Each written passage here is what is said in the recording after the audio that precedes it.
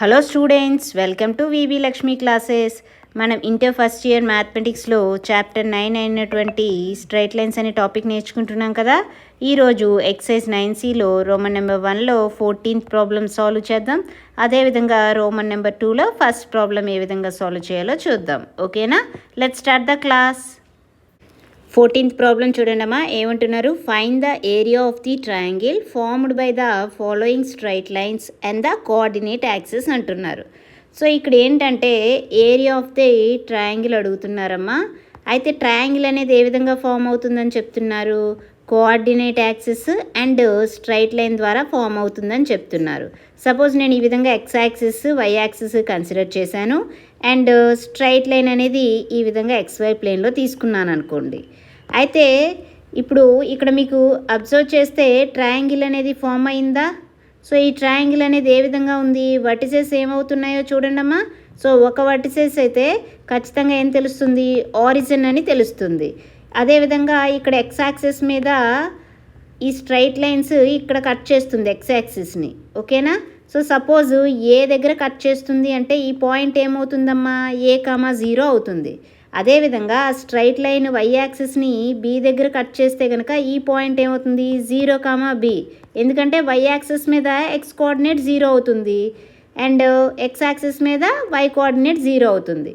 ఎప్పుడైతే మనకి ఇక్కడ 3 వర్టిసెస్ తెలిసాయో, ఏంటా 3 వర్టిసెస్? 0,0, A,0 and 0,B. ఇక్కడ ఏ అనేది ఏంటి? X intercept. అంటే ఎక్స్ యాక్సిస్ని ఆ స్ట్రైట్ లైన్ ఏ వాల్యూ దగ్గర కట్ చేస్తుంది అని. అండ్ బి అనేది ఏంటి? Y intercept. అంటే స్ట్రైట్ లైన్ వై యాక్సిస్ని బి దగ్గర కట్ చేస్తుంది అని. ఓకేనా? సో 3 పాయింట్స్ తెలిసినప్పుడు ఏరియా ఆఫ్ ట్రయాంగిల్ ఏం తెలుసమ్మా మనకి? 1/2 into modulus x1 into y2 minus y3 plus x2 into y3 minus y1 plus x3 into y1 minus y2. ఇదే కదా ఏరియా. ఇప్పుడు మీరు అబ్జర్వ్ చేస్తే ఇక్కడ వర్టిసెస్ ఏమున్నాయి? 0,0 x1 y1 అనుకోండి, A,0ని x2 y2 అనుకోండి, 0,Bని x3 y3 అని తీసుకుంటే కనుక ఈ వాల్యూస్ అన్నీ ఇక్కడ సబ్స్టిట్యూట్ చేయండి. ఏమవుతుంది? 1/2 ఇంటూ x1 అంటే 0 ఇంటూ y2 మైనస్ y1 అంటే 0 మైనస్ 0 ప్లస్ x2 అంటే A ఇంటూ y3 అంటే B మైనస్ y1 అంటే 0 ప్లస్ x3 అంటే 0 ఇంటూ y1 మైనస్ y2 అంటే ఏమొస్తుంది? 0 మైనస్ 0. ఓకేనా? సింప్లిఫై చేస్తే ఇక్కడ ఏం వాల్యూ వస్తుందమ్మా? 1/2 ఇంటూ ఈ వాల్యూ మొత్తం 0 అవుతుంది, ఈ వాల్యూ కూడా 0 అవుతుంది. So A into B minus 0 అంటే ఏంటి? B. A into B AB అవుతుంది. ఓకేనా? సో 1/2 ఇంటూ మాడ్యులస్ AB అనేది ఏరియా ఆఫ్ ది ట్రయాంగిల్ అవుతుంది. ఓకేనా? అర్థమైందా? అంటే ఇప్పుడు మనకి ఇక్కడ ఎక్స్ ఇంటర్సెప్ట్ వై ఇంటర్సెప్ట్ అనేది తెలిస్తే గనక area of the triangle find చేయొచ్చు కదా. ఏదైతే triangle coordinate axis and straight line ద్వారా ఫామ్ అవుతుందో ఆ ట్రయాంగిల్ యొక్క ఏరియా అనేది ఫైండ్ చేయొచ్చు. ఓకేనా? అర్థమవుతుందమ్మా? సో చూడండి సొల్యూషన్ ఏ విధంగా చేస్తాను. ఫస్ట్ వన్ చూడండి. ఇచ్చిన లైన్ ఈక్వేషన్ ఏంటమ్మా? Given that x minus 4y plus 2 equal to 0. So ఇప్పుడు +2ని రైట్ హ్యాండ్ సైడ్ పంపించండి అమ్మా. ఏమవుతుంది? x minus 4y is equal to -2. -2తో డివైడ్ చేయండి. x by -2 minus 4y by -2 is equal to -2/-2. Simplify చేయండి. ఏమవుతుంది? x by -2 minus minus cancel అయితే 2 2s 4 కదా, 2y ఉంది ప్లస్ y బై ఈ 2ని డినామినేటర్లో రాస్తే రెసిప్రోకల్ తీసుకోవాలి. 1/2 ఈజ్ ఈక్వల్ టు -2 క్యాన్సిల్ అయితే 1 వస్తుంది.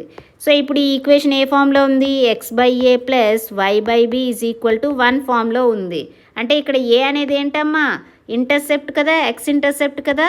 సో ఇక్కడ ఎక్స్ ఇంటర్సెప్ట్ అనేది ఏంటి? ఏ ప్లేస్లో ఏముంది? -2 ఉంది, -2. అండ్ వై ఇంటర్సెప్ట్ ఏం తెలుసు? వై ఇంటర్సెప్ట్ బి అని తెలుసు. బి ప్లేస్లో ఏముంది? 1/2 ఉంది. So x intercept y intercept తెలిసాయి కాబట్టి therefore area of triangle formed by given line and coordinate axes is ఏమని తెలుసమ్మా 1/2 ఇంటూ మాడ్యులస్ ఏబి.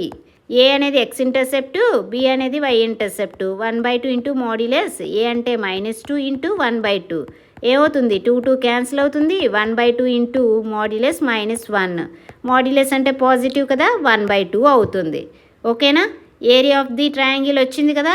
ఇదే విధంగా సెకండ్ వన్ కూడా సాల్వ్ చేద్దాం. చూడండి, సెకండ్ ఈక్వేషన్ ఏమి ఇచ్చారు, 3x - 4y + 12 = 0.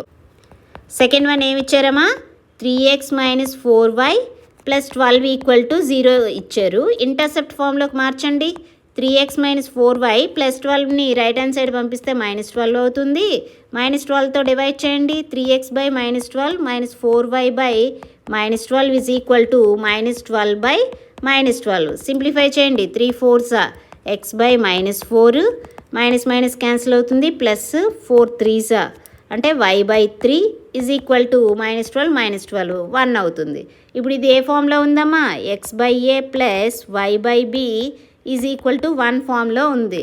సో మీరు ఇది అబ్జర్వ్ చేస్తే ఎక్స్ ఇంటర్సెప్ట్ ఇక్కడ ఏంటవుతుందమ్మా, ఎక్స్ ఇంటర్సెప్ట్ అనేది ఏ అవుతుంది. ఏ ప్లేస్లో ఇక్కడ ఏముంది, -4 ఉంది. అదేవిధంగా ఇక్కడ వై ఇంటర్సెప్ట్ అనేది ఏమవుతుందమ్మా, వై ఇంటర్సెప్ట్ అనేది బి అవుతుంది. బి ప్లేస్లో ఇక్కడ ఏముంది, 3 ఉంది. ఓకేనా, so x intercept y intercept తెలుసు కాబట్టి therefore area of the triangle formed by given line and coordinate axis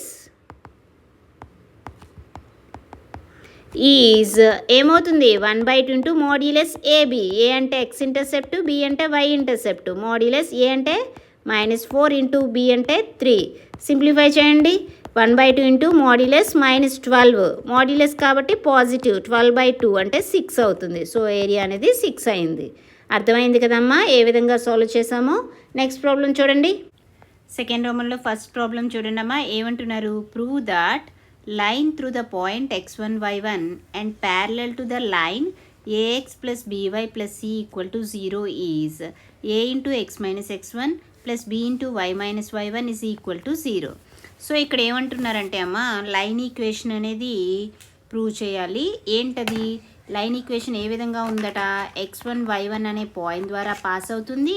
and అదేవిధంగా ax + by + c అనే లైన్కి ప్యారలల్గా ఉంది. సో 2 లైన్స్ ప్యారలల్గా ఉన్నాయి అంటే కండిషన్ ఏంటమ్మా, వాటి యొక్క స్లోప్స్ అనేవి ఈక్వల్ అవుతున్నాయని. ఇప్పుడు మనం ఏదైతే లైన్ ఫైండ్ చేయాలో ఆ లైన్ ఈ లైన్ ఈక్వేషన్కి ప్యారలల్గా ఉంది అంటే ఇప్పుడు మనం ఈ లైన్ యొక్క స్లోప్ ఫైండ్ చేస్తే కనుక మనం ఫైండ్ చేయాల్సిన లైన్ యొక్క స్లోప్ కూడా ఇదే అవుతుంది. ఓకేనా, సొల్యూషన్ చూడండి అమ్మా. ఫస్ట్ ఇచ్చిన లైన్ ఈక్వేషన్ రాయండి. గివెన్ పాయింట్ ఇచ్చారు కదా, పాయింట్ పి అని తీసుకున్నాను, x1 y1 and line equation ఏమి ఇచ్చారు, ax + by + c = 0 ఇచ్చారు. ఇప్పుడు ఈ లైన్ ఈక్వేషన్ని స్లోప్ ఇంటర్సెప్ట్ ఫామ్లో రాస్తాను.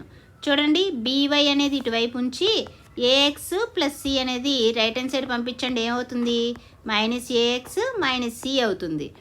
సో ఇప్పుడు బోత్ సైడ్స్ బీతో డివైడ్ చేయండి అమ్మా. ఏమొస్తుంది, by/b = -ax/b -c/b అవుతుంది. సో సింప్లిఫై చేస్తే ఏ విధంగా రాయొచ్చు, ఇక్కడ b అనేది క్యాన్సిల్ అవుతుంది. y = -a/b × x + -c/b అని రాయొచ్చు కదా. ఇప్పుడు మీరు అబ్జర్వ్ చేస్తే ఈ ఈక్వేషన్ ఏ విధంగా ఉంది, స్లోప్ ఇంటర్సెప్ట్ ఫార్ములాలో ఉందా. అంటే ఇక్కడ స్లోప్ అనేది ఏమవుతుందమ్మా, స్లోప్ m ఏమవుతుంది, m ప్లేస్లో ఏముంది, ఎక్స్ కోఎఫిషియంట్ -a/b. అయితే మనకి ప్యారలల్ ఉంటుందని చెప్పారు కదా. సో మనకేం తెలుసు, ప్యారలల్ లైన్స్కి స్లోప్స్ అనేవి ఈక్వల్గా ఉంటాయని తెలుసు కదా. సో మనకేం తెలుసమ్మా, we know that parallel lines have same slope have same slope. Therefore, slope of the required line, so మనం ఫైండ్ చేయాల్సిన లైన్ యొక్క స్లోప్ ఏమవుతుంది, -a/b అవుతుంది, ఈజ్ ఈక్వల్ టు -a/b. అయితే మనకి ఏమి ఇచ్చారమ్మా, మనం ఏదైతే లైన్ ఫైండ్ చేయాలో ఆ లైన్ x1 y1 అనే పాయింట్ ద్వారా పాస్ అవుతుందని ఇచ్చారు కదా. సో పాయింట్ తెలుసు, స్లోప్ తెలుసు. పాయింట్ స్లోప్ తెలిసినప్పుడు లైన్ ఈక్వేషన్ ఏమవుతుందమ్మా, equation of a line passing through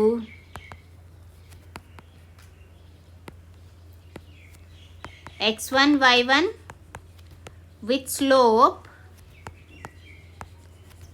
m is ఏమని తెలుసు, y minus y1 is equal to m into x minus x1 అని తెలుసు. సో ఇక్కడ x1 y1 అనే పాయింట్ ఏంటి, x1 y1 అనే ఇచ్చారు కదా, అండ్ స్లోప్ ఏం తెలుసు, ఇక్కడ -a/b అని తెలుసు. సబ్స్టిట్యూట్ చేయండి, ఏమవుతుంది, y minus y1 is equal to slope -a/b into x minus x1. Simplify చేయండి అమ్మా, ఏమవుతుంది, b అనేది ఇక్కడ డివైడ్ చేస్తుంది కదా, లెఫ్ట్ హ్యాండ్ సైడ్ వెళ్తే మల్టిప్లై చేస్తుంది. b into y minus y1 is equal to -a into x minus x1. ఇప్పుడు -a ఇంటూ x minus x1ని లెఫ్ట్ హ్యాండ్ సైడ్ తీసుకొస్తే ప్లస్ అవుతుంది, a into x minus x1 plus b into y minus y1 is equal to 0.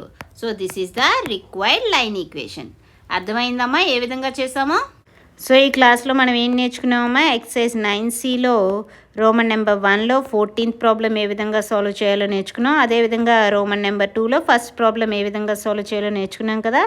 Next క్లాస్లో remaining problem solve చేద్దాం. ఈ class మీకు నచ్చినట్లయితే like, share, subscribe. Thank you for watching. Keep learning.